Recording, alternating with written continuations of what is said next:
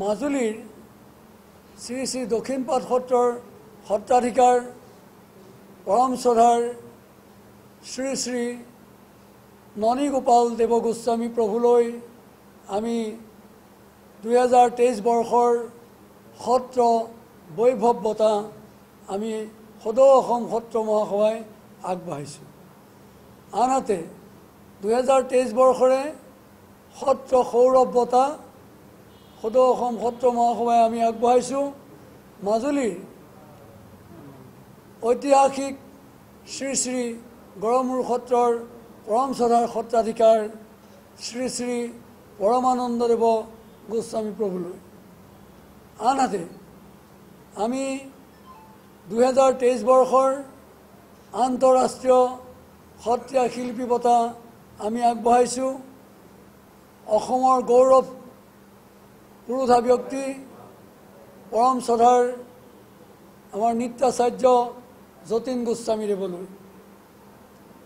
আমি 2024 বৰ্ষৰ ৰাষ্ট্ৰীয় সত্ৰীয়া শিল্পী বঁটা আমি আগবঢ়াইছোঁ।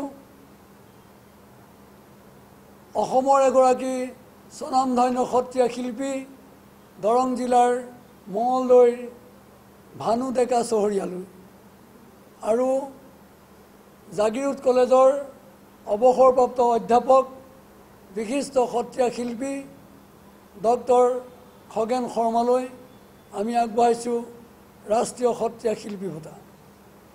আনহাতে আমাৰ অসমক সত্ৰীয়া সংগীতৰ ক্ষেত্ৰত ৰাষ্ট্ৰীয় প্ৰেক্ষাপটত জিলিকাই তুলিবলৈ সক্ষম হোৱা আমাৰ যোৰহাটৰ সাউতকুছি সত্ৰৰ সত্ৰীয়া যোৰহাট কলেজৰ প্ৰাক্তন অধ্যক্ষ ডক্টৰ পবিত্ৰ প্ৰাণ গোস্বামীলৈ আৰু নগাঁও কলেজৰ হিন্দী বিভাগৰ অধ্যাপিকা ডক্টৰ কৰবী দেৱীলৈ আমি আগবঢ়াইছোঁ। সদৌ অসম সত্ৰ মহাসভাই আগবঢ়াইছে ৰাজ্যিক সত্ৰীয়া সংগীত শিল্পী বঁটা।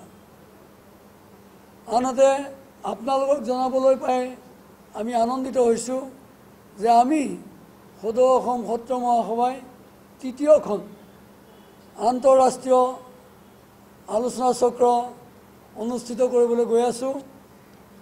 অহা 10 আৰু 11 জানুৱাৰী তাৰিখে আমাৰ সদৌ অসম সত্ৰ মহাসভাৰ ভগ্নী সংগঠন আই কনকলতা মহিলা তীৰ্থৰ উদ্যোগত আৰু সদৌ অসম সত্ৰ মহাসভাৰ সহযোগত উৰিষ্যাৰ ভুৱনেশ্বৰত আমাৰ আন্তঃৰাষ্ট্ৰীয় আলোচনা চক্ৰ অনুষ্ঠিত হ'ব। আৰু আমাৰ বিষয়টো হ'ব যে সাৰ্বজনীন প্ৰেক্ষাপটত ভক্তি সাহিত্য শ্ৰীমন্ত শংকৰদেৱ আৰু মাধৱদেৱৰ উল্লেখনসহ এই বিষয়ৰ ওপৰত আমাৰ আন্তঃৰাষ্ট্ৰীয় আলোচনা চক্ৰ অনুষ্ঠিত হ'ব। আনহাতে আপোনালোকে জানি ভাল পাব যে অহা মাৰ্চ মাহত সদৌ অসম সত্ৰ মহাসভাৰ উদ্যোগত মুম্বাইত আমাৰ মহাপুৰুষ গুৰুজনাৰ সৃষ্টি আদৰ্শৰ কৰ্মৰাজি আৰু ইয়াৰ বিশ্বজনীনৰ ওপৰত বিশ্বজনীনতা শীৰ্ষক আন্তঃৰাষ্ট্ৰীয় আলোচনা চক্ৰ আমি অনুষ্ঠিত কৰিম। আৰু পৰৱৰ্তী পৰ্যায়ত আমি অহা মে' মাহত আমি যোগাযোগ ইতিমধ্যে কৰিছোঁ আমেৰিকাত গুৰুজনাৰ সৃষ্টিৰাজি আৰু সত্ৰীয়া সংস্কৃতিক ওপৰত গুৰুজনাৰ সৃষ্টিৰাজি আৰু ইয়াৰ বিশ্বজনীনতা আমি প্ৰচেষ্টা চলাম।